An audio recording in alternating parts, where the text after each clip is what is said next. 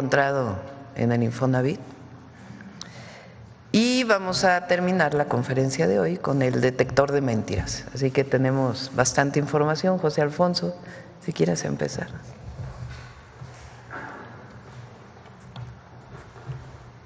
Muy buenos días y con su permiso, señora presidenta, vamos a ver ahora un poco de historia de nuestro territorio, porque es bien interesante ver lo que ocurría.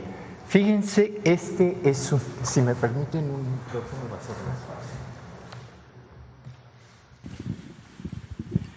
Nos encontramos este mapa mundi de 1607 que editó un flamenco para la Compañía de Indias de Ámsterdam. En este mapamundi aparece ya por vez primera lo que es la América mexicana, así la denomina este cartógrafo, con lo que es México y lo que es ya Sudamérica. Es el primer mapamundi casi completo de lo que en el siglo XVI se descubrió. La siguiente, por favor.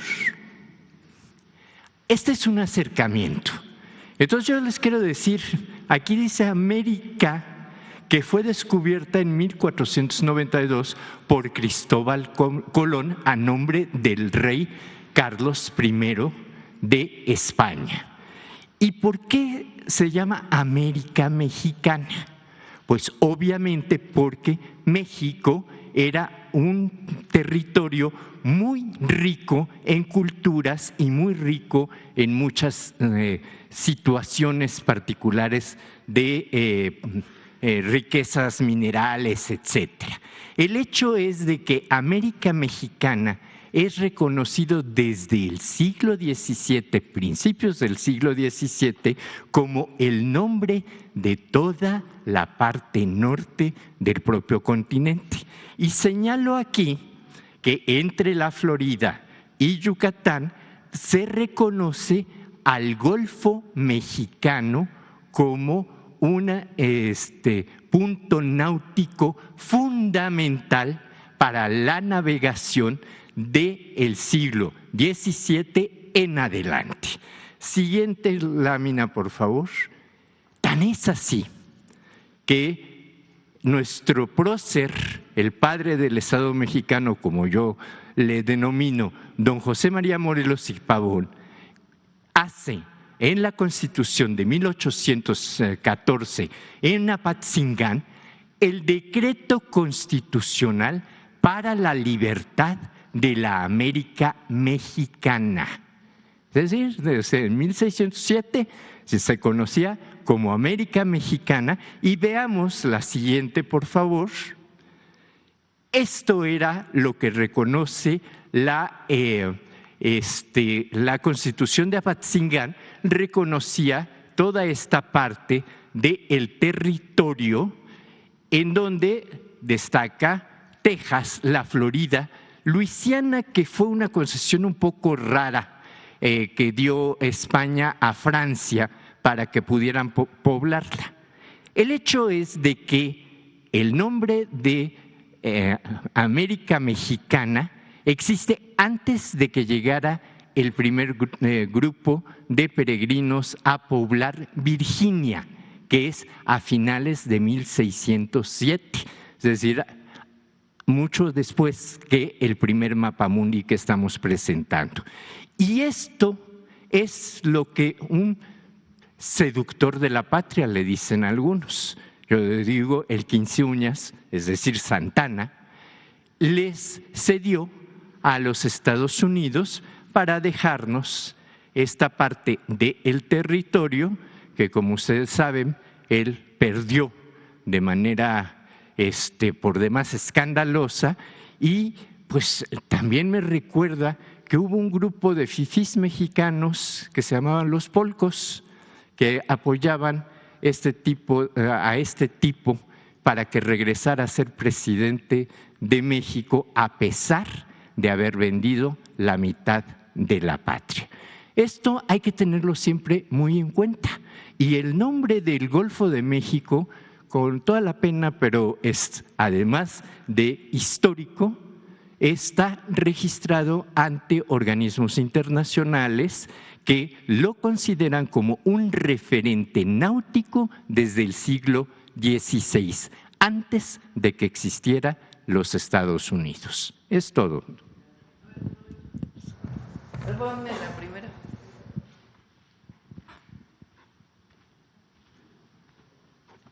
Digo, obviamente Golfo de México es reconocido el nombre por Naciones Unidas, un organismo de Naciones Unidas, pero el siguiente, ¿por qué no le llamamos América Mexicana? Se oye bonito, ¿no? ¿Verdad que sí? Desde 1607,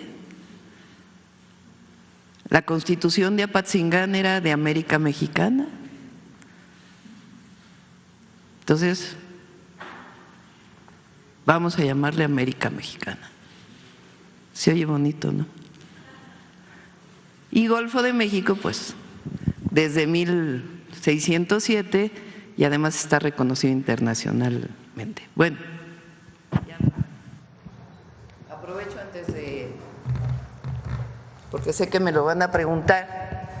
Yo creo que ayer el presidente Trump le malinformaron, con todo respeto al presidente Trump, porque yo creo que le informaron que en México todavía gobernaba Felipe Calderón y García Luna, pero no, en México gobierna el pueblo. Bueno, adelante.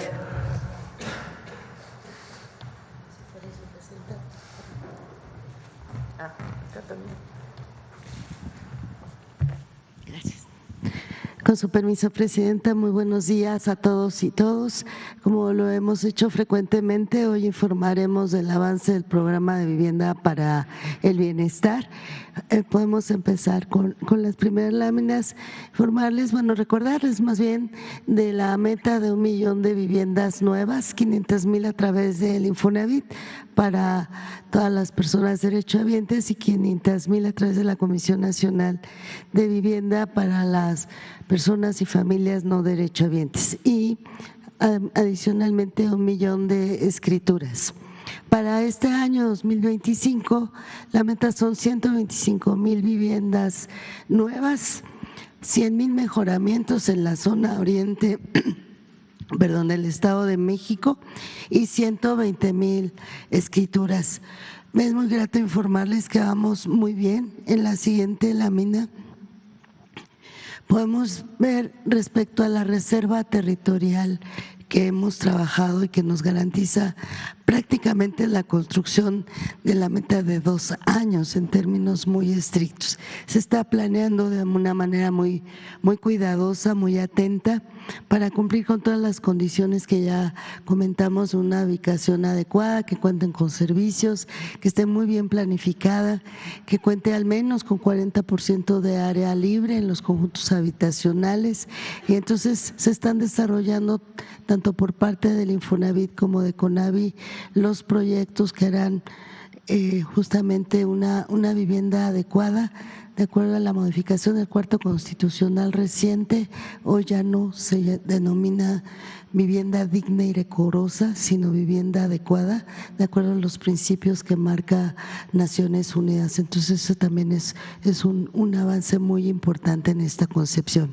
Entonces ya 306 predios, ya cumpliendo con el 100% de la meta, decía un poco más, se instalaron ya 31 mesas de trabajo con los gobiernos estatales y municipales, y ya se firmaron 8 convenios de colaboración con los gobiernos. En estos días, la meta es que en este mes se concluya la firma de estos convenios y ya 200 proyectos ejecutivos. Adelante, por favor. En enero esperamos concluir justamente la firma de todos estos convenios, que además de la reserva territorial que están proponiendo los gobiernos estatales y municipales, consiste en poder agilizar todo lo que tiene que ver con trámites, permisos, licencias. Se va a cumplir con absolutamente todos los requerimientos, pero lo cierto es que tiene que ser más rápido para lograr alcanzar la meta. En febrero iniciarán ya la construcción de los conjuntos habitacionales de manera muy importante.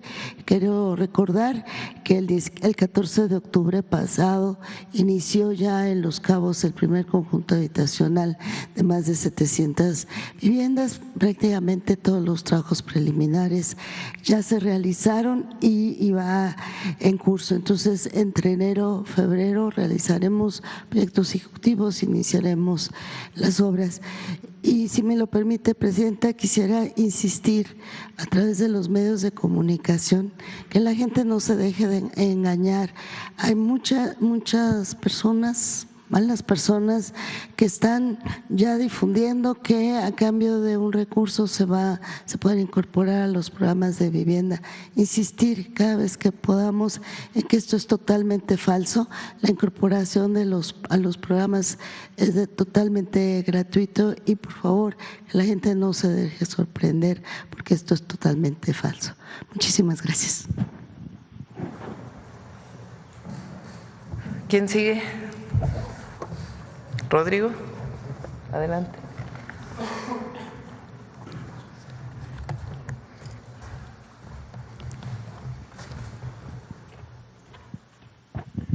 Con su permiso, Presidenta, buenos días a todas y a todos. Tenemos ya, la que sigue, por favor. Tenemos ya definido de las 500,000 viviendas que le tocan construir a la CONAVI. Este año vamos a hacer 50,000 viviendas y vamos a entregar 100,000 apoyos de mejoramiento. La que sigue, por favor. De la bolsa de vivienda, de la bolsa de suelo, de la Reserva Territorial Federal, Estatal y Local, ya tenemos 167 predios que suman más de 2,000 hectáreas y tienen una proyección de más de 300,000 viviendas. Ya estamos trabajando en 62 predios asignados a organismos ejecutores de obra para construir este año las 50,000 viviendas, que en este caso dan 55,000 viviendas. Y tenemos 105 predios que ya estamos trabajando en las 29 entidades del país. La que sigue, por favor. Vamos a iniciar la obra en febrero, ya estamos concluyendo los trabajos técnicos.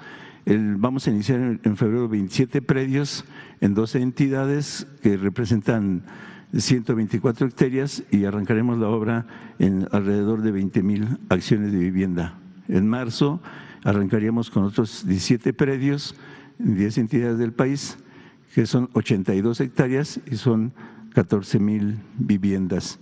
Y en abril arrancaríamos en 18 predios, que son en 11 entidades, 128 hectáreas y arrancaríamos 22,000 viviendas. En total estaríamos ya en mayo en obra en 55,000 viviendas. Eso es todo. Muchas gracias a todos. Gracias, Presidente. Gracias. ¿Te parece, Alfonso, que presentes tú y luego Octavio? Sí, adelante.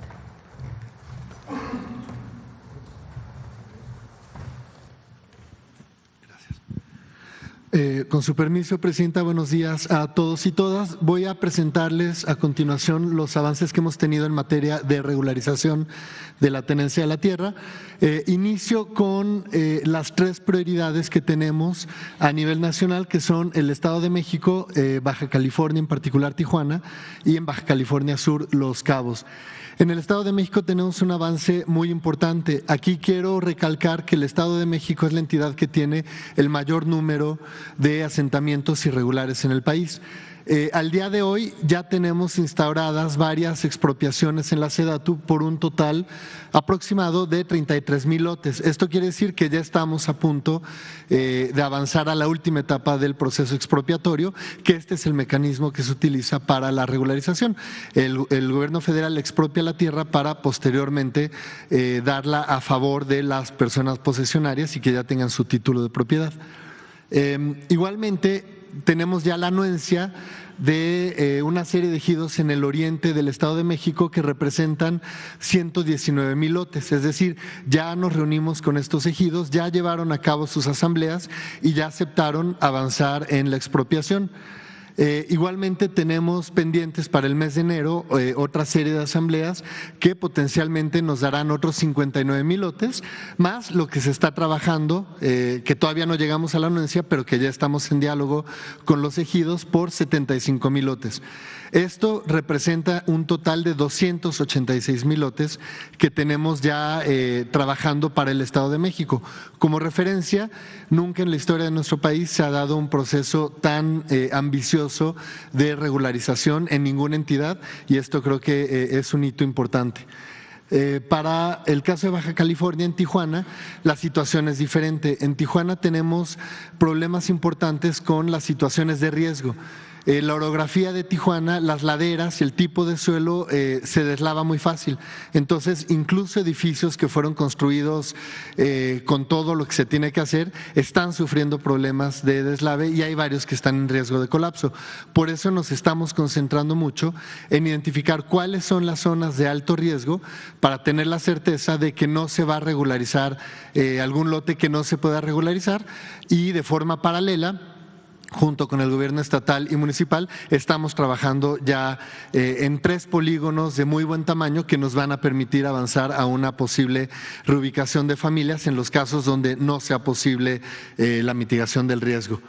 Y finalmente, en Baja California Sur, en Los Cabos, con los ejidos estamos trabajando, ya aquí prácticamente no queda suelo agrario, la mayor parte, sobre todo en San José, ya salió del régimen agrario. Sin embargo, los y las parceleras todavía tienen mucha propiedad que fueron anteriormente parte del ejido, y ahí estimamos regularizar en esta primera etapa cerca de 13,000 lotes, que es lo que ya estamos trabajando con ellos. Siguiente, por favor. Y finalmente les quiero mostrar aquí las cifras que tenemos a nivel nacional. En la lámina anterior les hablé de las prioridades, sin embargo estamos trabajando en todo el país. No me quiero concentrar en cada uno de los estados, solamente decirles que al día de hoy ya tenemos avanzado para este año, para 2025, en los próximos meses tendremos listos 222,000 lotes. Este es un trabajo muy grande, en realidad esto es prácticamente el doble de la meta que tenemos para el año, pero de forma estratégica lo que buscamos es que en 2025, máximo en 2026, ya tengamos suelo listo para regularizar en todo el país, y que el resto del sexenio vayamos avanzando ya en la parte mucho más técnica de las cartografías y la parte operativa para estar entregando las escrituras a las familias a la brevedad posible. Es cuanto, Presidenta.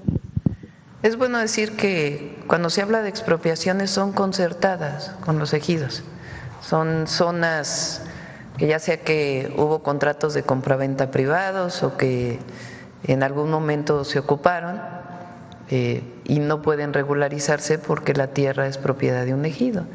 Entonces, estas expropiaciones son concertadas con las y los ejidatarios para poder adquirir la tierra a través de este método y que se pueda regularizar. Bueno, ahora sí vamos a Infonavit. ¿Estás aquí? Vaya. No, como traes tu puntero siempre. Sí, voy para allá. Con permiso, Presidenta. Muy buenos días a todas y a todos, representantes de los medios de comunicación. Básicamente informarles la parte correspondiente al Infonavit dentro del Programa Nacional de Vivienda, que como ya se ha dicho aquí, consiste en la construcción de 1 millón de viviendas. 500,000 le corresponden a Infonavit y les vamos a informar cómo vamos. Con permiso,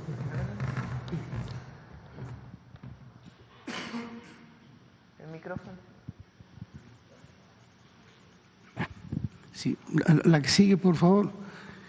En términos de reserva territorial, el próximo año la meta conjunta con AVI y Infonavit son poco más de 166,000 viviendas.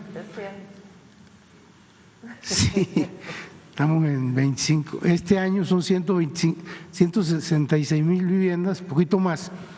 Y bueno, Infonavit ya trae reserva en 29 estados, son 144 predios que suman poco más de 500 hectáreas, donde tenemos proyectadas con una densidad potencial de 180 viviendas, 85,688, lo que cubriría la meta de este año.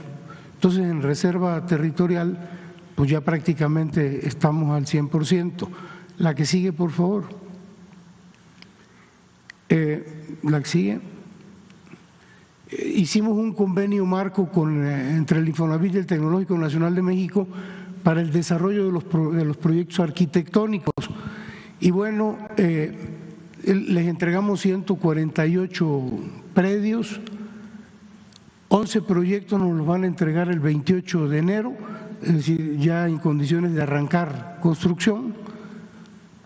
23 proyectos nos los van a entregar el 21 de febrero del 2025 y 114 proyectos a partir del 30 de marzo del 2025. De manera que vamos avanzando también en el tema de los proyectos arquitectónicos. La que sigue, por favor. Bueno, aquí referirnos un poquito al congelamiento de los saldos de los créditos del Infonavit. Nada más recordar que el Infonavit tiene una cartera de 6.2 millones de créditos, de los cuales 4 millones de créditos fueron otorgados en condiciones en las cuales, en lugar de, a pesar de que el derechohabiente pagaba intereses y pagaba capital, estos créditos subían. En esas condiciones hay 4 millones de 6.2, es de las 2/3 partes de la cartera del Infonavit tienen estos créditos mal otorgados. Nosotros le planteamos a la Presidenta de la República y de inmediato nos instruyó que esto se resolviera. Entonces vamos a hablar del congelamiento de estos 4 millones de créditos que van a ser la solución a muchas familias que no pueden pagar estos créditos, son impagables. La que sigue, por favor. Bueno, el 11 de noviembre del año pasado se congelaron el saldo y las mensualidades de 2 millones de créditos. Estos ya no siguen creciendo. A partir del 11 de noviembre se detuvieron 2 millones de créditos. La que sigue, por favor. Bueno, de esos 2 millones de créditos que ya no crecen desde el 11 de noviembre, a 516,000 se le otorgaron beneficios adicionales al congelamiento. Sí, no crecen, pero además se les hizo disminución de tasa, de monto de la mensualidad y descuento en saldos. Aquí puede ser un beneficio, puede ser 2 de 3, y incluso hay casos en 3 de 3 beneficios para 516,000 de los 2 millones que se congelaron el 11 de noviembre. De este millón, casi 1,5 millones restante, 750,000, la mitad, van a recibir los mismos beneficios que estos 516,000 en las próximas semanas, quizá mes y medio. Van a recibir los mismos beneficios, disminución de interés, de mensualidad, de montos, de manera automática, igual que lo recibieron estos de acá. Y nos van a quedar poco más de 700,000 créditos que también van a recibir el apoyo, también van a recibir estos beneficios, pero que va a ser necesario que acudan a las delegaciones del Infonavit en los estados, a los centros de servicio, porque la complejidad del caso ya es mayor, ya están en procesos judiciales, cayeron en carteras vencidas, en fin, a los 2 millones se les va a atender y se les va a dar estos beneficios La diferencia es los tiempos y la forma, en el caso sobre todo de los últimos 700,000, que va a tener que ser en las oficinas de la delegación. La que sigue, por favor. Aquí están por estado los 516,000 créditos que recibieron beneficios adicionales al congelamiento. Los estados que mayor número de derechohabientes tienen y por lo tanto recibieron beneficios es Nuevo León con 57,000, igual que Domex, Jalisco, Tamaulipas. Bueno, como ustedes lo pueden ver aquí en las listas, ¿no? Todo esto suman 516,000 créditos. La siguiente, por favor. Bueno, de estos 516,000 créditos que recibieron beneficios adicionales, a 140,000 se les disminuyó la tasa de interés, a 264,000 se les disminuyó la mensualidad y la tasa de interés y 112,000 descuentos al saldo. La reducción en algunos casos, la reducción en promedio ha sido 17% de la deuda total de los créditos, pero la quita máxima en algunos casos rebasó los 3 millones de pesos. Esto es una idea de lo mal diseñado que estaban los créditos. Gente que había sacado 100, 200,000 pesos y ya debía más de 3 millones de pesos. A esos les hicimos quitas que en algunos casos llegaron arriba de los 3 millones. Bueno, la suma de los beneficios aplicados en estos 516,000 rebasa los 10,000 millones de pesos. Es una cantidad muy importante. La que sigue, por favor. Bueno, pero hablábamos que eran 4 millones. Estos son los 2 primeros millones. Los siguientes 2 millones de créditos que también presentan este problema se van a congelar este año a partir de la reforma a la ley del Infonavit, que esperamos que sea en las próximas semanas. Y bueno, se van a congelar las mensualidades, se van a otorgar suspensiones en los pagos sin generar intereses cuando el trabajador pierde el empleo y en general también van a haber disminuciones de intereses, de mensualidad y de montos en sus saldos. Eso va a ser a partir de la reforma a la ley del Infonavit. La que sigue, por favor. Y yo creo que ya terminé. Sí, ¿verdad? ¿Lo que sigue? Lo que sigue. Sí. Entonces vamos con lo que sigue.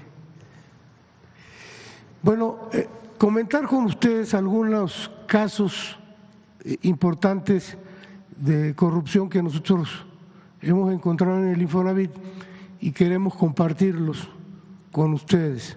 La que sigue, por favor.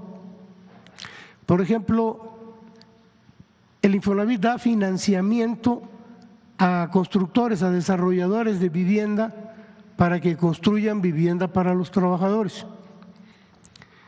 La que sigue. Hay 3 tipos de financiamiento, 3 modelos. Este es el primero.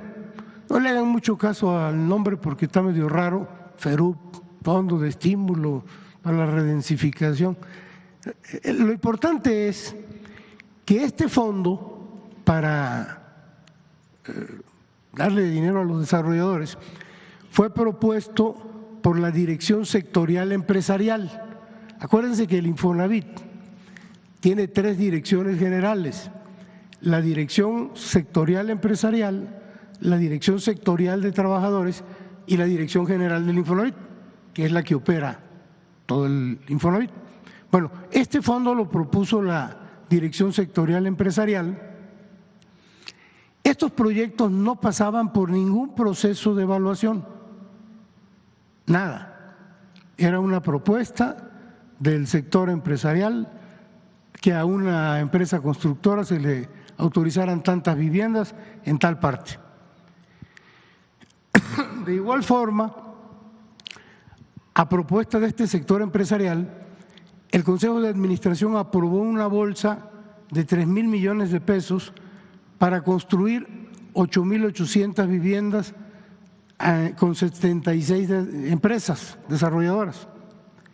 Bueno, 18 de estos desarrolladores adeudan 962 millones de pesos y están inconclusas 700 viviendas para los trabajadores.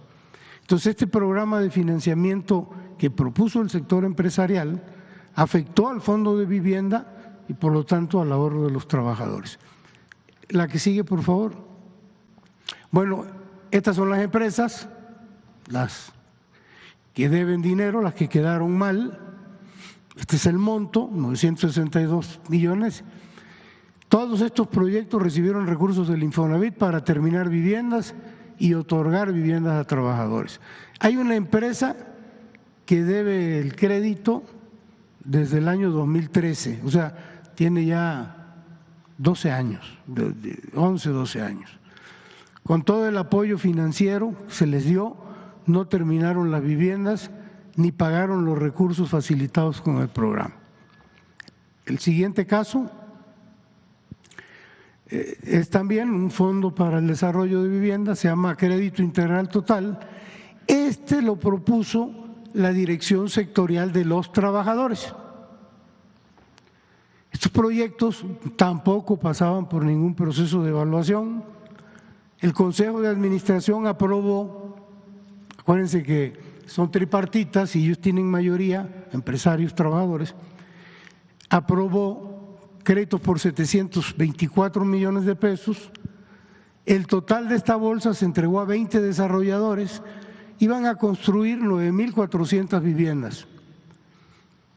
13 desarrolladores adeudan dinero, considerando ya los intereses y todo, por más de 1.000 millones de pesos. Y 7.369 viviendas no se construyeron.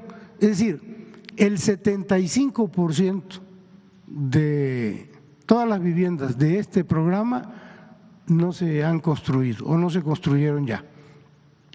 La totalidad de los proyectos fueron propuestos, como decíamos, por el sector de los trabajadores, y de nueva cuenta este programa defraudó al Fondo de Vivienda, es decir, al ahorro de los trabajadores. La que sigue, por favor. Estas son las empresas, este es el monto que deben. Todos recibieron recursos para comprar terrenos, licencias, permisos, para construir infraestructura. A estas 4 empresas adicionalmente se les dio más dinero para construir viviendas, tampoco terminaron, y el resto de los proyectos pues no se construyó ninguna vivienda de las aprobadas. La que sigue, por favor.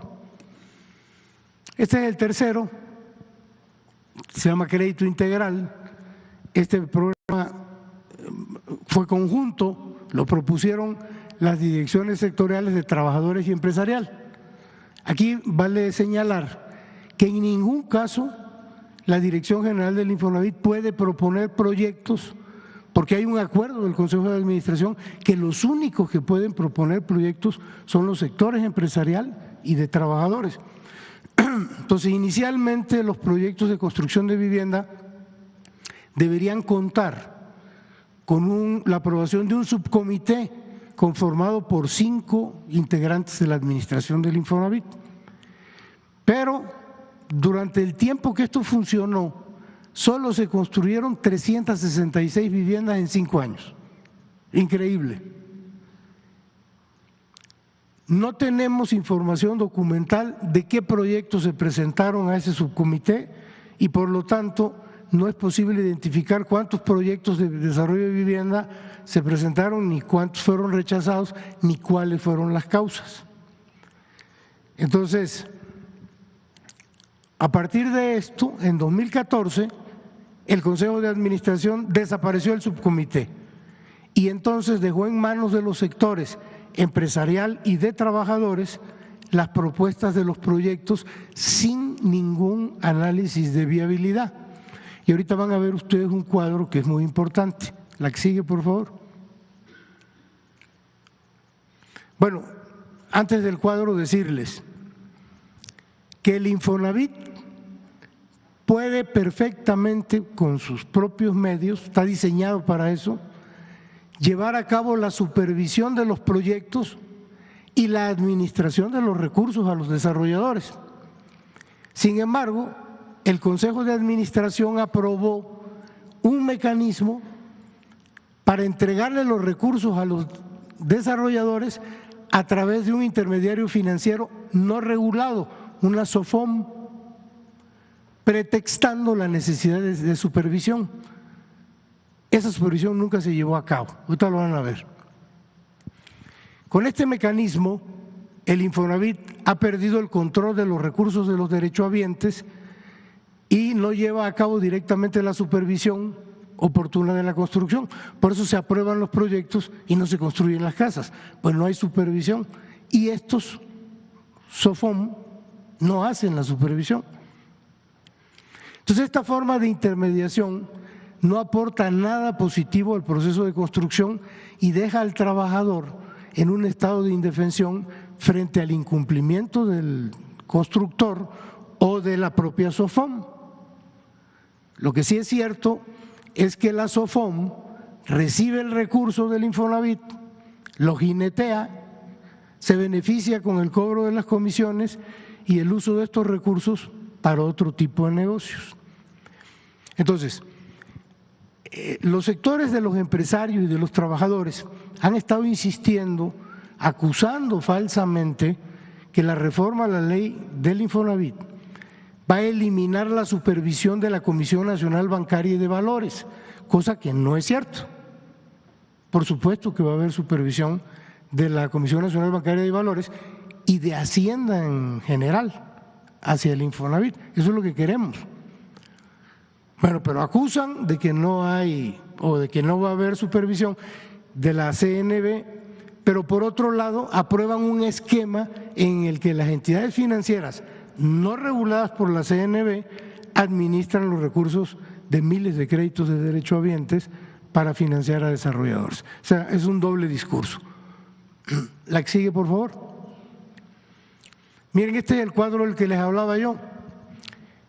De 2014 a la fecha, los dos sectores, empresariales y de trabajadores, aprobaron 834 proyectos de construcción, 305 los trabajadores y 529 el sector empresarial. Los 834 era para construir 142,000 casas, viviendas. Bueno, se concluyeron y se entregaron 34,800, el 24%. Están en construcción 6,950, el 5%. Pero este es el dato importante. Sin inicio de construcción, 100,000, el 71%. Es decir, un mecanismo absolutamente ineficiente, inoperante y con mucha opacidad. La que sigue, por favor. De abajo y de las 34. Perdón, ¿me regresa? De las 34. Es muy importante esto. De las 34,892 viviendas que sí se entregaron, una gran parte carece de servicios básicos y presentan vicios ocultos, adicionalmente. La que sigue, por favor. Bueno, y tenemos dos casitos rapiditos de corrupción. Caso 1, esta es una SOFOM que se llama Crédito para Ti SADCB, que es una entidad no regulada por la Comisión Nacional Bancaria y Valores. La que sigue, por favor. Bueno, un ejemplo claro de corrupción de la forma en que opera el crédito a los desarrolladores es usando como intermediaria una SOFOM. En este caso, la SOFOM de María N. Esta María N, de 95 a 2003, se desempeñó dentro del Infonavit como gerente de productos de crédito. En el 2008, María N. se asocia con su hermana y constituyen una SOFOM, Crédito para Ti. De 2019 a 2023, María N. fue integrante de la Comisión de Vigilancia del Infonavit, participó en 64 sesiones y percibió 2.2 millones de pesos pagados a través de una cuenta de cheques de Coparmex. Hay que recordar que por participar en estas comisiones, en el Infonavit se tiene la mala costumbre de pagar por asistencia a estas comisiones. Actualmente, María N. forma parte del órgano máximo de gobierno del Infonavit, que es la Asamblea General, y forma parte desde el sector empresarial. Bueno, María N. firmó en 2020 documentos de no existencia de conflicto de interés, declaró no ser accionista de ninguna entidad que dependiera financieramente del Infonavit, por lo tanto mintió. Entre 2020 y 2024, el sector empresarial propuso 14 proyectos que fueron autorizados por el Consejo de Administración y administrados por la SOFOM de María N., Crédito para Ti. Estos 14 proyectos eran para construir 1.543 viviendas, de las cuales 758 no han iniciado construcción, 291 están en proceso y solo se han entregado 494. La que sigue, por favor. Bueno, por si fuera poco, María N.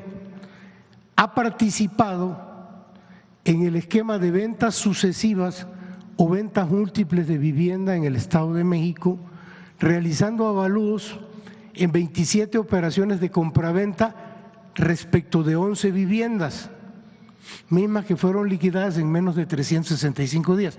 Cuando ustedes sacan un crédito hipotecario en un banco o en el Infonavit, en un banco pues pueden ser 20, 25 años, en el Infonavit son 30 años, imagínense 27 operaciones de compraventa que fueron liquidadas en un año, créditos que se pagaron en menos de un año. Una vivienda fue vendida 5 veces, 2 viviendas 3 veces cada una y 8 viviendas fueron vendidas 2 veces cada una. Todas estas operaciones fueron valuadas por esta SOFOM Crédito para Ti. Entonces, esta SOFOM se constituyó en enero del 2008 con un capital social de 5 millones. María N. es la dueña del 99% de las acciones y de acuerdo con la Conducef, actualmente trae un capital social fijo de 50 millones de pesos y un capital social variable que es ilimitado. La que sigue, por favor. Este es el caso 2, también es interesante. Aquí hay que ponerse un poquito abusados porque tiene varios datos, pero bueno, esta también es una SOFOM, Soluciones de Inmuebles y Medios Express, Solimex. Es una SOFOM no regulada por la Comisión Nacional Bancaria y Valores. La que sigue. Bueno, Solimex es un ejemplo claro de conflicto de interés, ya que los desarrolladores, o sea, el constructor, elige a la SOFOM o a la entidad que le va a dar el dinero y que lo va a supervisar, o sea, o que no lo va a supervisar. En 27 de los 31 proyectos propuestos por el sector trabajadores, los desarrolladores estos, los constructores, eligieron a Solimex como administradora. Ojo, 63% de los proyectos nunca inició la construcción. A la fecha, 21 de los 27 proyectos administrados por Solimex adeudan más de 800 millones de pesos que debieron ser usados para comprar terreno, para las licencias, para los permisos. Y de los 4 que sí comenzaron la construcción, adeudan casi 83 millones de pesos y a pesar de estas irregularidades, lo lógico era que ya no se le diera nada, ¿no? A pesar de estas irregularidades e incumplimientos de Solimex, en lugar de cancelarles ya todas las operaciones y todos los proyectos, se les autorizaron 16 proyectos más por parte del sector trabajadores. Entonces Solimex dejó de entregar recursos a las desarrolladoras por un total de 68 millones de pesos, afectando a más de 300 familias, las cuales se encuentran con un crédito vigente, pero no han recibido su vivienda. O sea, imagínense que el trabajador está pagando el crédito de la vivienda, de todos estos fraudes, vamos a llamarles así, o casos de corrupción, y o recibieron una vivienda sin servicios, o no han recibido su vivienda, pues sencillamente en algunos empezaron, se abandonó, en otras ni siquiera han iniciado las construcciones, pero el recurso del Infonavit ya está en estos fondos. La que sí. Miren, por eso le decía que se pongan abusados porque no está medio enredado.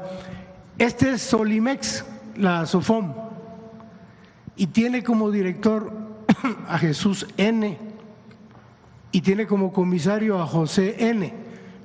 Chequen bien el colorcito del cuadro, porque Jesús N., que es el director, tiene parientes. Estas son, bueno, este es Solimex, estos son los desarrollos que se autorizaron de vivienda y estas son las empresas constructoras. Bueno, Jesús N., que es el director de Solimex, tiene a Francisco N. y a Isis N., que son familiares, este en la constructora SACB y esta en la constructora Proyectos y Edificaciones MAR. Esta señorita o señora y este son hermanos. Bueno, José N. En Solimex es comisario, pero en esta constructora, Quijano Desarrolladores, es accionista.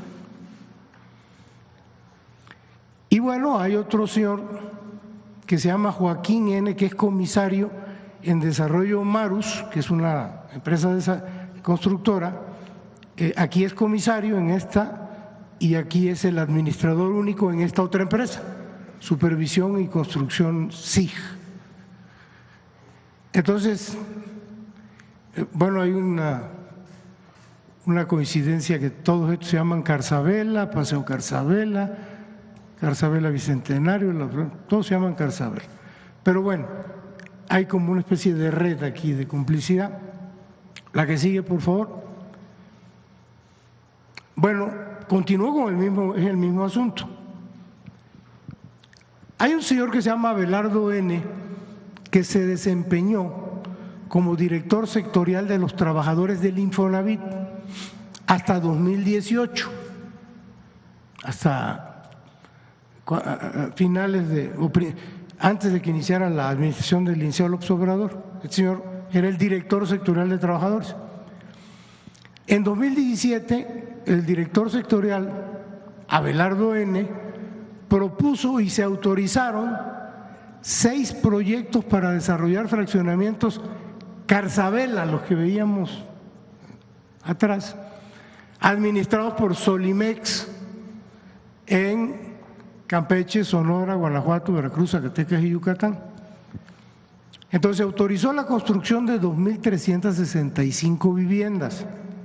Se le otorgaron recursos por casi 220 millones de pesos. De estas 2.365 viviendas autorizadas, Carzabela, o sea, los 6 proyectos, inició la construcción únicamente 112 viviendas se iniciaron, mismas que se entregaron sin servicios y con deficiencias en calidad de construcción. Por lo tanto, la gente no los recibió, no están entregadas por este tipo de problemas.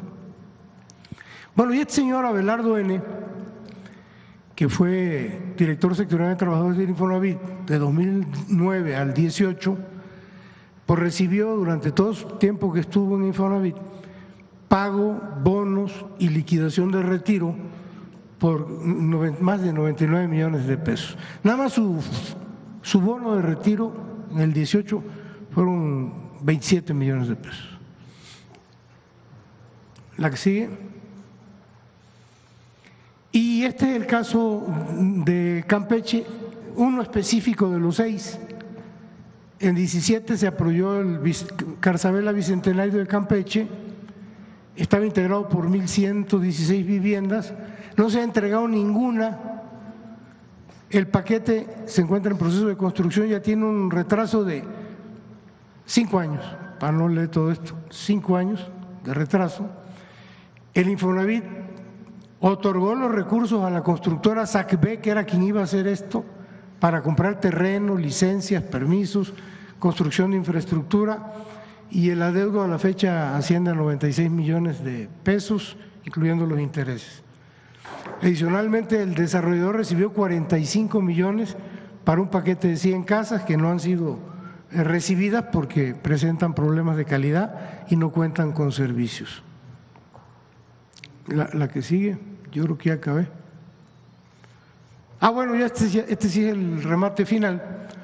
Lo que tiene que ver con la declaración patrimonial y de conflicto de interés, las direcciones sectoriales de los trabajadores y la empresarial decidieron que sus declaraciones patrimoniales y de conflicto de interés no sean fiscalizadas por ningún órgano de control, ni por la Auditoría Superior de la Federación, ni por la Secretaría de la Función Pública. Entonces, dichas declaraciones están resguardadas en un sistema protegido del Infonavit que se ocupa exclusivamente para almacenar esta información. O sea, la información existe, no es que nadie la puede ver. Para ingresar a ese sistema se requieren 2 llaves electrónicas maestras. Una se encuentra en poder de la Contraloría General del Infonavit y la otra en poder de la Presidencia del Comité de Auditoría, la cual, por instrucciones del Comité de Auditoría, tiene prohibido dar el acceso para revisar dichas declaraciones. Entonces, son 2 llaves, nada más tenemos una, sin la otra no se puede, no tenemos acceso a estas declaraciones, no nosotros, el país, pues, porque esto es dinero, y sobre todo los trabajadores, esto es dinero de los trabajadores. Yo creo que con esto ya concluyo, presidente. Sí. ¿Cuál es el objetivo de la reforma a la ley del Infonavit? Fortalecer la institución para erradicar la corrupción y que los trabajadores tengan la certeza de que van a recibir créditos de viviendas que se van a construir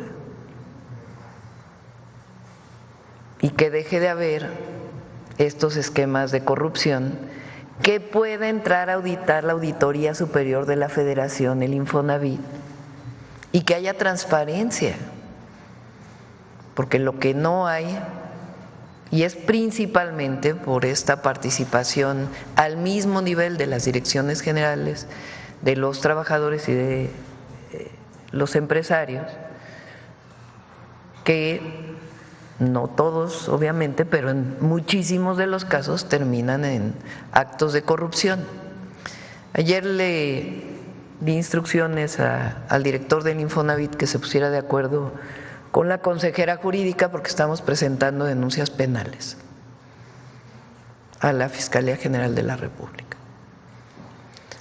Bueno, ahora sí vamos a preguntas.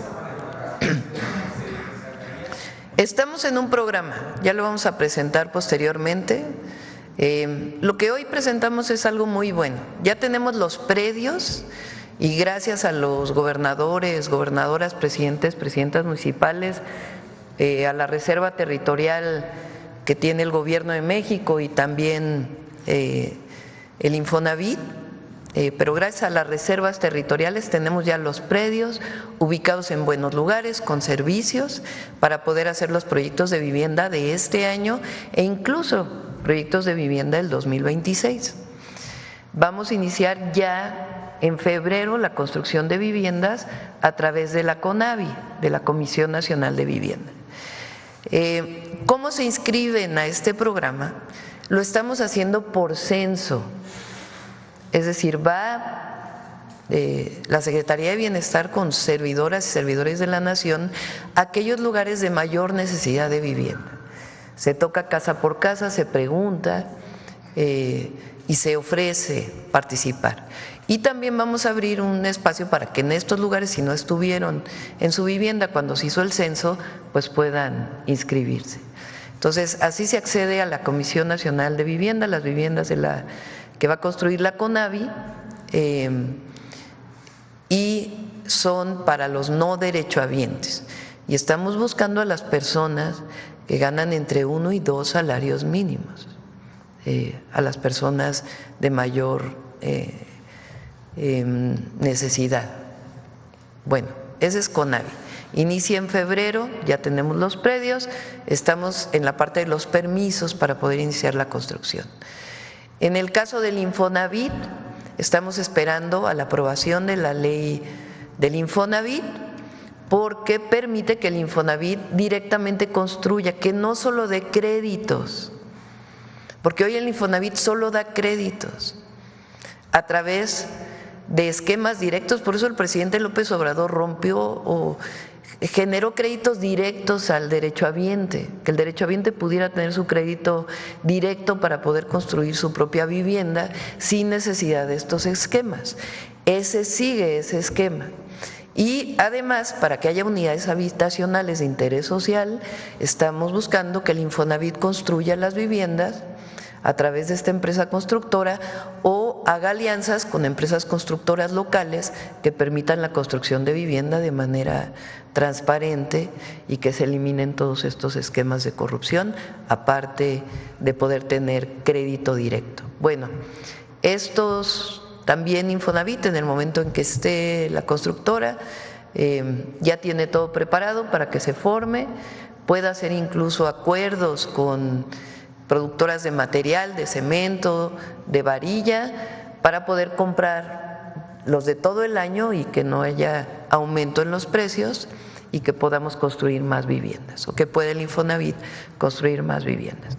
Esos son los dos. Tercero, vamos a regularizar este año, ¿cuántas viviendas? 110,000 viviendas. Hemos elegido el oriente del Estado de México, que tiene una zona muy importante de asentamientos irregulares, en lugares que no son de riesgo ni tampoco en zonas de alto valor ambiental, para que puedan regularizarse.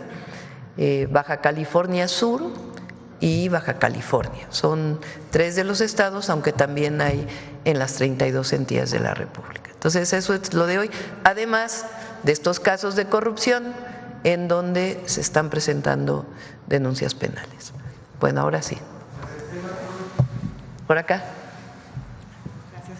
Buenos días, Presidenta. Citlali Guerrero, de Bajo Palabra. Presidenta, le quería preguntar, usted la última semana de fin de año informó que le iba a pedir a la Secretaria de Bienestar pues que le informara sobre las respuestas que se le dio a las personas que no fueron censados por la afectación del huracán John en la Costa Chica. Preguntarle, Presidenta, si ya recibió esa información, cuántas personas llamaron, de cuántos municipios y cuál fue la respuesta que se le dio, sobre todo considerando que hicieron lo que usted le indicó, que llamaran de manera directa, sin intermediarios, y pues quisiera saber cuál fue la respuesta. No tengo aquí los datos, sí, nos lo informó la Secretaria de Bienestar. Pero además de lo que ya se había entregado de apoyos, cuántos llamaron por teléfono a la línea de la Secretaría, se los informamos si quieren en un rato cuando le pedimos a Ariadna que nos pueda dar la información.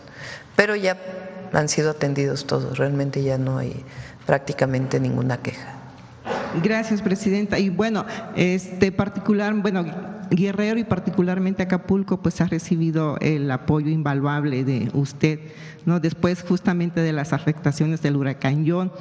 Y bueno, usted la semana pasada también manifestó pues su alegría de que Acapulco terminara con una ocupación hotelera, creo que terminó con el 92%. Sí. Y bueno, esto también se ha notado en coordinación de la gobernadora del estado de Guerrero y de la presidenta de Acapulco pues con su gobierno. Preguntarle, Presidenta, si nos podría adelantar alguno de los proyectos que tiene considerado para hacer Acapulco este año y cuánto va a ser su monto y si tiene considerado asignar algún presupuesto de esto para un proyecto de cultura en Acapulco. Vamos a ir a Guerrero. Este fin de semana, el viernes, vamos a hacer el acto de Sí al Desarme, Sí a la Paz en la Basílica de Guadalupe. El sábado lo voy a tomar para poder terminar el discurso del domingo. El domingo es el informe, la rendición de cuentas de los primeros 100 días de gobierno, y al siguiente fin de semana vamos a Guerrero. Vamos a dedicar probablemente los 3 días, viernes, sábado y domingo, para Guerrero, y vamos a hacer una valoración de Acapulco y vamos a informar de las obras que vamos a hacer en Acapulco. Y seguimos resolviendo varios problemas del huracán John, particularmente con puentes y carreteras que quedaron dañadas en todo el estado de Guerrero. Sigue trabajando la Secretaría de Infraestructura, Comunicaciones y Transportes. Hay varios proyectos. Uno tiene que ver con agua, poder elevar las plantas de bombeo de agua para que en caso de que haya, tocando madera, otro episodio como el que se vivió, pues no se vuelva, o si se inunda, pues no afecte nuevamente las bombas. Ese es uno de los proyectos. El otro tiene que ver con el saneamiento integral de Acapulco. Se sigue haciendo desasolve de los ríos, pero además vamos a rehabilitar todas las plantas de tratamiento y ayudar al municipio para generar un esquema de tal manera que el municipio pueda tener los recursos suficientes para mantenerlas. Se está haciendo un esquema similar al que tiene, por ejemplo, Cancún o Ixtapa con Fonatur, para que Fonatur pueda encargarse de una parte del mantenimiento de la zona central de Acapulco. Hay un proyecto especial para el centro histórico de Acapulco y también para la costera y algunos senderos de paz que vamos a hacer. Ahora les llamamos así a los senderos para mujeres de Camina Libre, Camina Segura. Se los vamos a proponer a todos los municipios y en Acapulco vamos a hacer algunos, el municipio va a hacer otros, el estado va a hacer otros. Entonces hay inversión para Acapulco y en general para todo Guerrero. Se va a hacer la carretera de la Unión a Toluca, en algunas partes ya está. Estuvimos en Tejupilco la semana pasada y la carretera no está en buenas condiciones, entonces es esa misma carretera la que llega hasta Toluca. ¿Y cuál es el monto, presidente? ¿Y si tiene considerado algo para cultura? Sí hay algo para cultura. Quisiera informarlo completo, esperar a la nota del día de que lo vayamos a informar allá en Acapulco igual y nos vamos a la mañanera allá a Acapulco el viernes. De este viernes en 8. Gracias, presidenta. Presidenta, este año el Paseo del Pendón que se realiza en Chilpancingo cumple 200 años. Fue creado en 1825 por el Congreso del Estado de México. Incluso es más antiguo que la Feria de San Marcos de Aguascalientes. Esa fue creada en 1828. Incluso bueno, y sin embargo es más antigua que la Guelaguetza, ¿no? Que ha recibido pues un gran impulso del gobierno federal y ha recibido una gran promoción de turismo internacional. Preguntarle, presidenta, si este año que se cumplen 200 años del Paseo del Pendón y considerando pues la situación de violencia que se vive en Chilpancingo, ¿usted tendría considerado como dar un apoyo o dar un impulso de turismo internacional en Chilpancingo, pues también para fortalecer otros municipios del estado de Guerrero, en el caso del turismo, ¿no? Y no solamente que sea Taxco, Acapulco y Zihuatanejo, como siempre ha sido? No sé si usted tendría considerado esta posibilidad. Pues habría que hablarlo con la gobernadora para ver cuáles son los planes. Mañana, por cierto, viene el Gabinete de Seguridad, vamos a dar los resultados del 2024 y particularmente también para Guerrero, que también se ha hecho una intervención muy importante. Entonces, pero ya hablaremos con la gobernadora. Una última pregunta, sí, presidenta. El año pasado también por las afectaciones, bueno, Acapulco solamente tiene 3 librerías.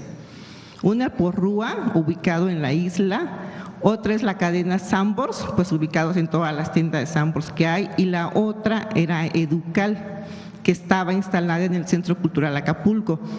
Pero por el Otis, el Centro Cultural fue declarado pérdida total. Entonces, el Grupo Carso se ofreció a hacer el proyecto de remodelación, incluso a hacer los trabajos de remodelación, cosa que ya está casi concluida. Pero ahora, actualmente, la Secretaría de Cultura del Estado de Guerrero se niega a respetar el espacio que tenía Educal. Entonces ya tiene más de un año pues, que los trabajadores no pueden asistir a la librería, y la única librería, digamos, como cultural, incluso pues del gobierno, pues está cerrada porque la Secretaría de Cultura no le quiere respetar el espacio que tenía anteriormente y le está ofreciendo como un espacio 50% menor a su capacidad. Y hay algunos usuarios pues que piden que se abra, y algunas también gente de la comunidad artística que está incluso pues pidiendo su intervención pues para que se pueda abrir Educal. Y preguntarle… Lo vemos con la gobernadora y la presidenta municipal. A ver, de este lado.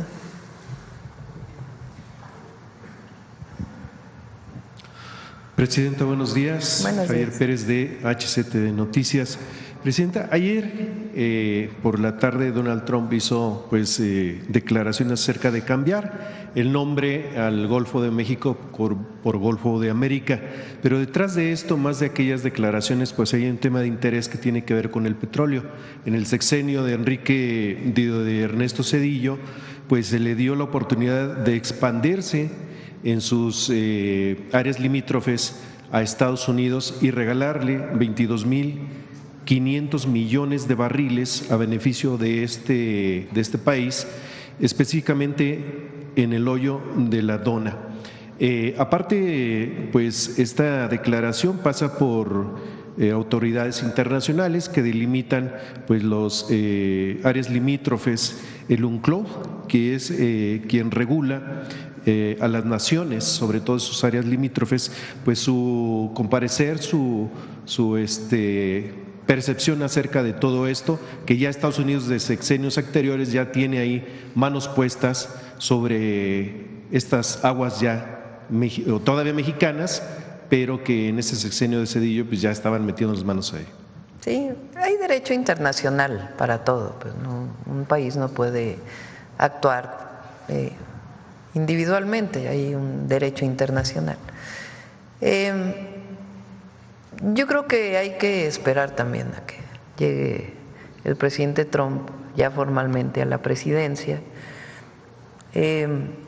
Por eso mi mención el día de hoy, porque él habló del nombre, nosotros también hablamos del nombre. Desde 1607 se llama América Mexicana, América del Norte. Entonces, hay que esperar también a que llegue a la presidencia, y de todas maneras hay derecho internacional, y yo sigo pensando que va a haber buenas relaciones con el presidente Trump. ¿En qué me baso? Pues en que hubo buenas relaciones con el presidente López Obrador, y tiene que haber relación de respeto mutuo, de colaboración, no de subordinación, y de respeto.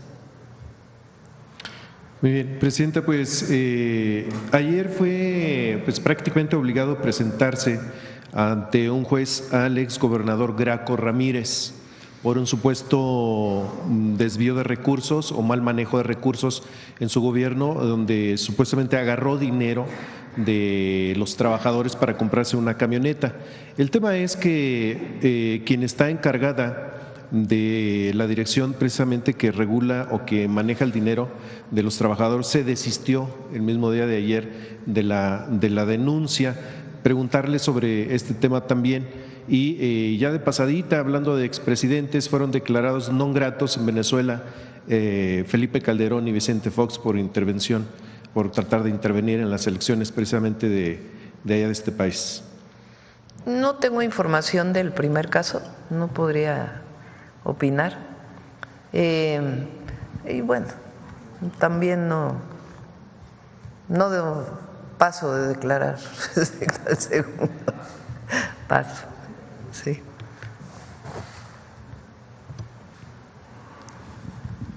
Buenos días, presidenta. Buenos días a todas y todos. Preguntarle, con los casos de corrupción presentados en la mañanera pasada y estos casos de corrupción, ¿a cuánto asciende el daño al Infonavit por estos actos de corrupción y también cuántas familias, cuántos trabajadores han resultado afectados por estos esquemas corruptos? ¿Tienes la información, Octavio? Sí. Ahora, de estos que se presentan ahora y de los que se presentaron la vez anterior, si quieren hacemos el recuento y lo presentamos más tarde.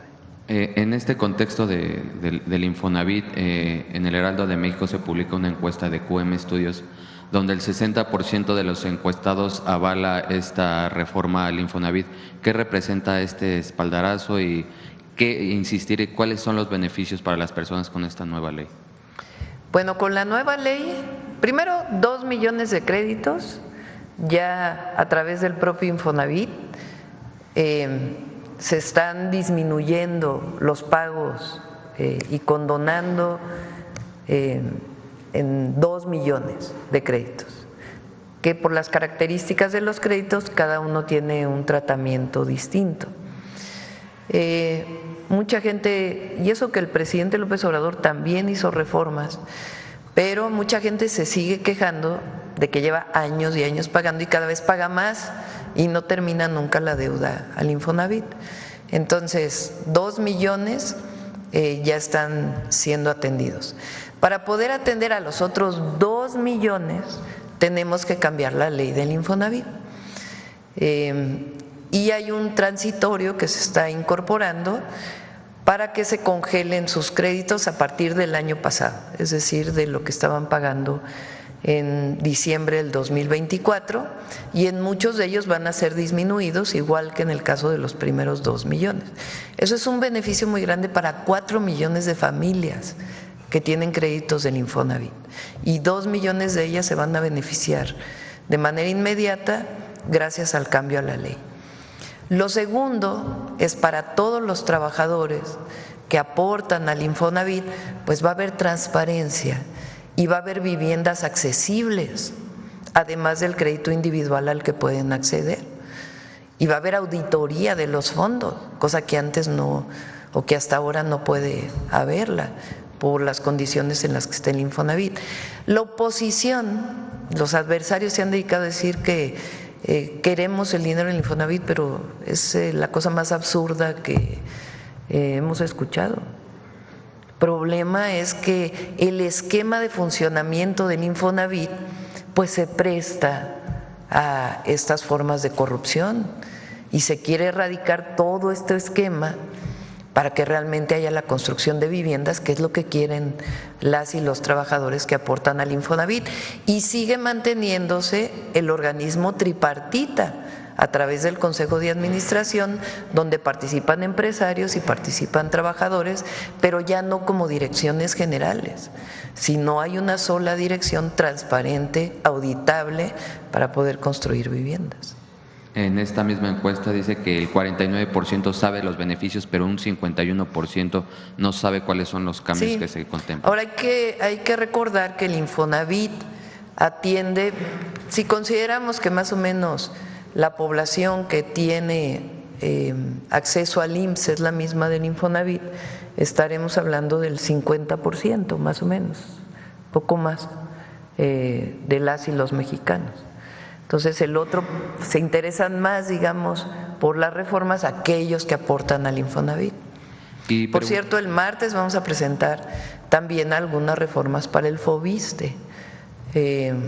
Vamos a presentar salud y también Martí Batres va a presentar varios temas relacionados con ISSSTE y con FOBISTE. Y para alcanzar el objetivo del 1 millón de viviendas en esta administración, ¿contemplan el apoyo de los profesionales inmobiliarios como de la CONADEVI o de la ADI, Presidenta? Pues la ADI más bien hace desarrollos habitacionales de alto costo. La CONADEVI hace de mediano, ya no hacen de interés social realmente. hacen de costo medio, digamos, pero se está buscando también a constructoras locales en donde pueda haber alianzas, subcontrataciones a través de la empresa del Infonavit que ayuden a avanzar más rápido en la vivienda. Entonces sí va a haber participación privada, pero de una manera distinta a como se hizo en los periodos anteriores.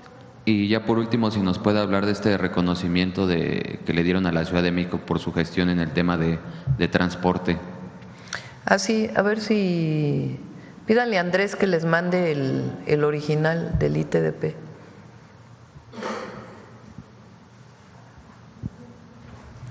Sí, dieron un reconocimiento, se modificó el reconocimiento para transporte público y también al último periodo le tocó a Martí Batres, hay que decirlo, es para el periodo que estuve al frente del gobierno de la ciudad y 2023-24 que estuvo Martí. Y obviamente pues al equipo de movilidad, a Andrés Layú, que fue quien coordinó la Secretaría de Movilidad, que ahora está en el área de trenes aquí en el gobierno federal.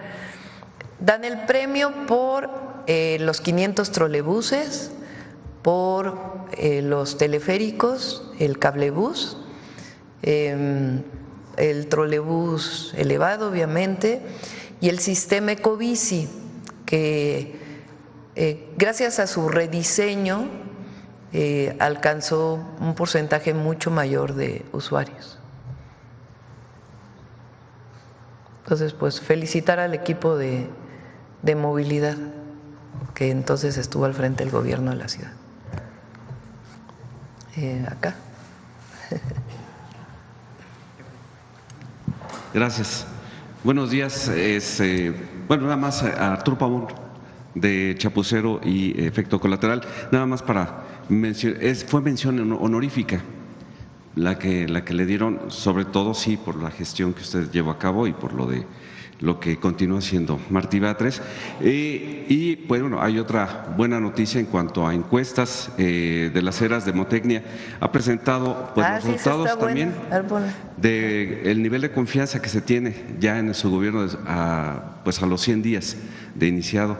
Hay resultados muy interesantes, no sé si usted los quiere nombrar ahí o los mencionamos. A ver, arriba. Dice, calificación del trabajo que ha hecho hasta ahora la presidenta, cuántos califican 0, cuántos de 1 a 5, cuántos de 6 a 7, entre 8 y 9, 44%, 10, 24%. Promedio 8. Por lo que ha visto en estos primeros 100 días de gobierno, ¿usted aprueba o desaprueba el trabajo de la presidenta? 80% lo aprueba. Abajo. ¿Qué opinión tiene usted de la presidenta? Muy buena, 20%, buena, 51%, mala, 6%, muy mala, 2%. O sea, 71% contra 8%. ¿Qué tanta confianza le tiene la presidenta? Mucha confianza y algo, 79%. Abajo. Ahí están en las distintas áreas, abajo. Desde que la presidenta ganó las elecciones, el país está mejor. 71% considera que está… Bueno, 60% mejor, 11% igual de bien. Desde que la presidenta, ¿cómo están usted y su familia? Mejor, 54%. Igual de bien, 23%. Igual de mal y peor, 17%. ¿Usted diría que el gobierno de México es un gobierno que funciona? 79% sí. ¿Y usted diría que es un gobierno que da resultados? 74% sí. ¿Cómo considera que debe ser la relación entre la presidenta y el próximo presidente Donald Trump? Respetuosa e institucional, coincidimos, 62%. Ahí está. Nada más que decir. Sí. Doctora, en una acción pues marrullera y argumentando un acatamiento de una suspensión, el Comité de Evaluación del Poder Judicial de la Federación en el proceso para sus candidatos a juzgadores, pues han suspendido ellos este proceso. ¿Se puede hacer las elecciones de todas maneras con los candidatos propuestos por el Poder Ejecutivo y el Legislativo? Están violando una resolución del Tribunal, de la Sala Superior del Tribunal Electoral del Poder, ¿cómo es? Tribunal Electoral del Poder Judicial de la Federación. O sea, el tribunal ya había hecho una resolución en el sentido de que esos amparos no tenían ninguna validez porque estaban dentro del terreno electoral. Entonces, el amparo pues no es procedente. Entonces, la Corte no tendría por qué responder ante este amparo, ¿no? Hoy consulté con el ministro Saldívar y en el caso de la comisión, digo, lo tienen que decidir entre los 4 que, por cierto, tengo que informar.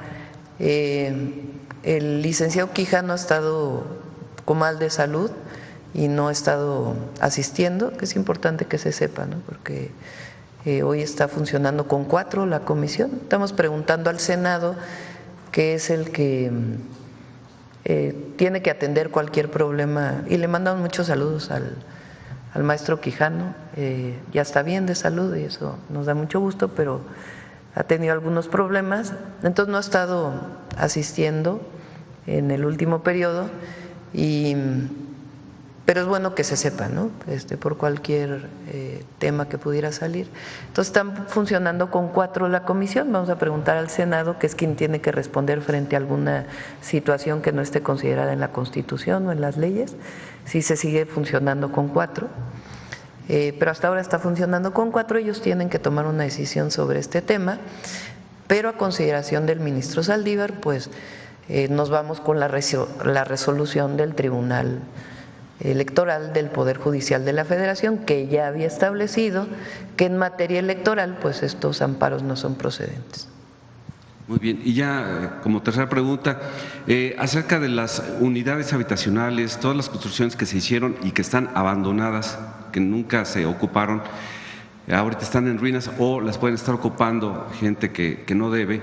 En el caso, por ejemplo, de Baja California, en Mexicali, pues hace 2 años, cuando hubo una crisis de migración de haitianos, pues se propuso que en algún momento podrían ellos ocupar, porque sí venían con la intención algunos de quedarse y trabajar y pagarlos, no querían que se los regalaran. ¿Qué va a suceder con ese tipo de construcciones? Sí, ya tenemos un plan, o el Infonavit más bien ya tiene un plan que lo preguntó hace rato Hans también y ya no cerré el comentario. Tiene un plan ya el Infonavit, que el objetivo es que se ocupen estas viviendas. En algunos casos están ocupadas de personas a las que no le pertenece la vivienda.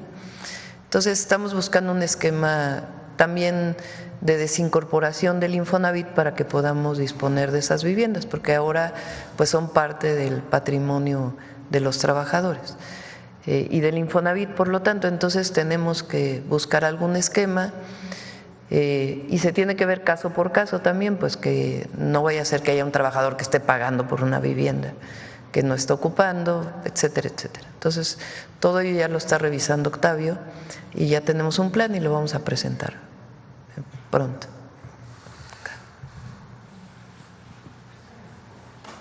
Gracias. Buenos días a todos, soy Mireya Cuellar del periódico La Jornada en Baja California. Presidenta, ayer hablaban de toda esta estrategia y esta campaña contra la drogadicción en el país y se parte de una premisa que efectivamente México pues no es un país que tenga un problema de drogadicción como en Estados Unidos. Sin embargo, hay estados como Baja California, por ejemplo, que sí tienen un problema grave de drogadicción. Por ejemplo, ahí incluso las autoridades de la Fiscalía han dicho que el paradigma ha cambiado. Antes se consideraba que la violencia del Estado estaba relacionada con el trasiego de droga. Hoy día la violencia del Estado está relacionada con el consumo local, con el conflicto entre todos los vendedores de droga que se disputan calle por calle porque hay una gran cantidad de consumo. Incluso hay un caso muy grave, me parece delicado, de una menor de 4 años en Mexicali que se intoxicó porque en su familia se consume droga. Sabemos que muchas de estas pastillas de droga hoy parecen dulces, son de colores rosas, azules.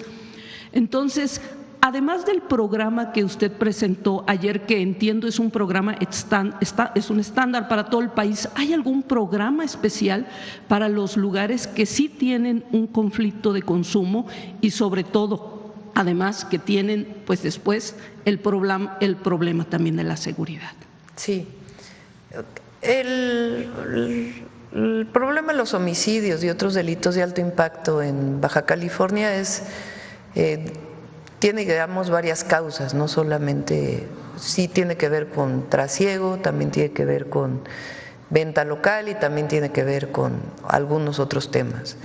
Eso por un lado, ¿no? Para no dejar pasar el comentario. Segundo, ayer lo que planteé es que no tenemos un problema tan grave y particularmente de consumo de fentanilo.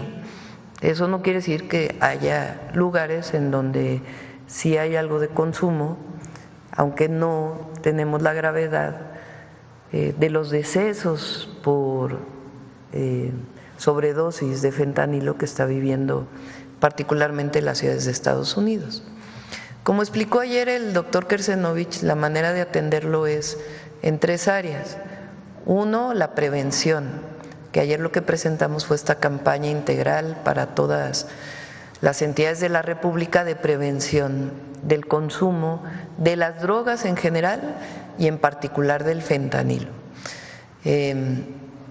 Segundo, la atención a aquellas personas que ya tienen alguna adicción, que en México es mayor la adicción a las metanfetaminas, es todo el programa que se presentó, que parte de la línea de la vida.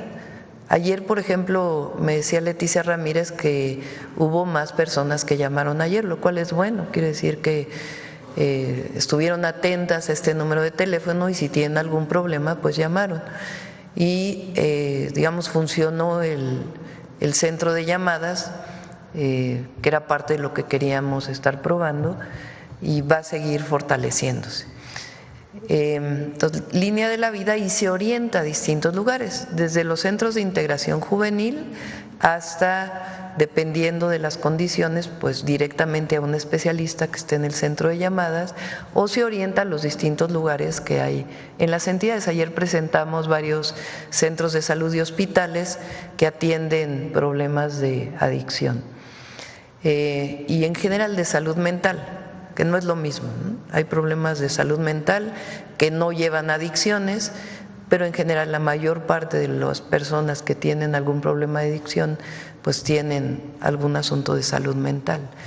Entonces se tiene que atender y después es la rehabilitación. Entonces hay estados en donde pues hay que tener mucho mayor coordinación, como el caso de Baja California, con la gobernadora Marina del Pilar, para que la estrategia nacional pues se coordine con la estrategia estatal y pueda prevenirse, atenderse y rehabilitarse a aquellos que ya han llegado a un centro de atención. Y después también había en Baja California, que se han dado pocos casos, pero se han dado, de la gente que tiene en la calle una crisis por consumo de droga. Por ejemplo, había un problema para obtener la naloxona, esta sustancia para contrarrestar los efectos de una sobredosis. Y aunque ya se hizo un programa piloto muy recientemente, decían que no había una aprobación de la COFEPRIS para poder importarla. Mi pregunta sería si ya hay algo… ¿Lo está trabajando la COFEPRIS? No sabré decirte si ya lo aprobaron o no, pero sí se está revisando. Y mi última pregunta tendría que ver con la contaminación en Mexicali. Presidenta, es un problema muy severo. Tenemos en la capital del estado de Baja California casi todo el mes de diciembre con una mala calidad del aire. No se mide el grado de ozono, pero sí hay una información sobre todas estas partículas, ¿no?, que se están respirando en Mexicali. Mexicali es prácticamente una olla, una cazuela, podríamos decir, está 8 metros bajo el nivel del mar. Cuando no hay viento en el invierno se queda toda esta inversión sobre la ciudad, y la única recomendación hasta ahora, entiendo que es un problema de largo plazo y esas cosas pues no se solucionan de un día para otro, por supuesto, pero sin embargo solamente vemos todos los días, hay una alerta y hay una recomendación para que la ciudadanía se quede en sus casas, para que no salgan los niños a la calle, para que no se haga actividad física fuerte en la calle. Yo querría en todo caso llamar la atención sobre este tema que vive de contaminación que vive la capital de Baja California. Tijuana también tiene un problema, ahí también hay muchos de estos vehículos que se regularizan, que por un lado es muy bueno para la gente que necesita movilizarse hacia su trabajo, pero por el otro lado pues hay un problema de contaminación también, porque son vehículos, la mayoría de ellos años atrasados, y no hay un control de la contaminación. Entonces, bueno, sobre todo el caso de Mexicali lleva todo el mes de diciembre, todos los días, quizá 3 días le podría decir que se ha dicho que la calidad del aire es buena, pero todos los días hay una gran cantidad de partículas en el ambiente que la gente está respirando sin saber qué hacer realmente. Le comentamos a la secretaria Alicia Bárcenas para que entre en contacto con la presidenta municipal y con la gobernadora. Lo que tiene que hacerse normalmente es un inventario de emisiones, que ya, por ejemplo, se está avanzando en el caso de Monterrey, de la zona metropolitana de Monterrey.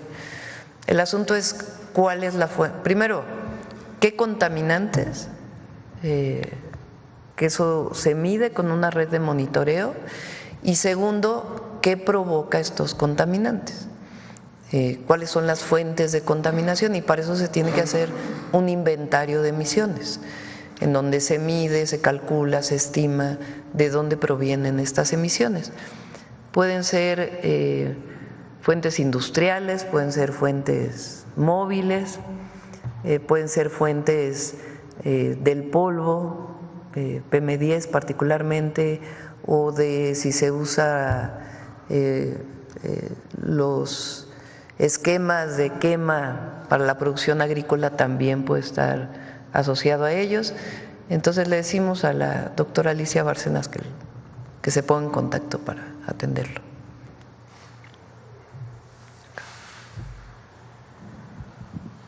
Buenos días, Presidenta. Yufel Carolina, de Código Libre. Presidente, en otros temas, ¿nos puede confirmar si está próxima la salida del senador Adán Augusto Santiago como coordinador de Monera? De ser así, ¿quién lo sustituiría y cuáles serían las razones? No. Adán es el coordinador. Claro, lo deciden obviamente los senadores y senadoras del Morena, ¿no? Pero no, Adán es el coordinador. No, ni había escuchado ese rumor. Gracias por aclararlo. Son rumores. Presidenta, al cierre del mes de diciembre se reportó una caída en el empleo formal. ¿Nos puede comentar qué estrategia o con qué estrategia inicia el año su gobierno para acelerar el empleo formal y reducir el informal? Sí. A ver, normalmente en diciembre cae el empleo. Es un tema estacional que debe de atenderse, porque muchas veces tiene que ver con contratos anuales que, para no cumplir con todos los derechos que tienen los trabajadores, se terminan los contratos. Y a veces es sencillamente por contratos anuales que antes de que termine diciembre terminan. Entonces, primero es algo estacional, todos los diciembres cae el empleo. Segundo, este año tuvo un mayor descenso. ¿A qué lo asociamos? Esencialmente a la terminación de las obras públicas, refinería, Tren Maya, etcétera. La gran mayoría de estas grandes obras que generaron mucho empleo, particularmente en el sur-sureste, terminaron y nosotros tenemos planteado que inicien las nuevas obras. Normalmente es así, marzo, abril de este 2025, entonces una parte se va a recuperar y la otra estrategia para el empleo es la vivienda. Justamente ayer lo comentábamos en la reunión que tuvimos, por ejemplo, Tabasco tiene una caída muy importante del empleo porque justamente Tabasco aportaba muchísimos trabajadores a estas obras de infraestructura. Entonces hay un programa de vivienda con el gobernador, en algunos casos son unidades habitacionales, en otros casos es vivienda rural, que lo vamos a levantar en este febrero para que pues pueda recuperarse una parte importante del empleo. Y la otra, pues evidentemente son las inversiones privadas. Una parte es la inversión pública y otra parte son las inversiones privadas. Evidentemente, siempre que hay un cambio de gobierno, y lo digo esencialmente por Estados Unidos, siempre se genera pues que esperan los inversionistas para invertir, pero nosotros el lunes tenemos la presentación del Plan México, que tiene ya un portafolio de inversiones muy importantes, incentivos para la inversión privada en los polos de bienestar y un esquema ya muy claro de cómo vamos a ir avanzando con el Consejo Empresarial que nos está apoyando, que coordina Altagracia, con el secretario de Economía, con Marcelo Ebrard, el secretario de Hacienda que ha estado apoyando mucho. Entonces se presenta el Plan México y hay muchas inversiones privadas que también están pendientes para este año. Okay. Y en otro tema, ya se ha expresado interés en temas de tecnología y desarrollo, pero hasta el momento no se ha publicado un documento oficial o plan detallado que especifique las políticas exactas que implementaría en el tema de la inteligencia artificial. ¿Se ha tratado este tema más sobre la profundidad de cómo la regularización de la inteligencia artificial en México? Sí, es uno de los planteamientos de revisión que tiene la Secretaría de Ciencia, Humanidades, Tecnología e Innovación, que tiene planteado pues hablar con las personas que se dedican a estos temas desde la parte de desarrollo tecnológico e innovación hasta la parte más ética y que está siempre vinculada al desarrollo científico y tecnológico.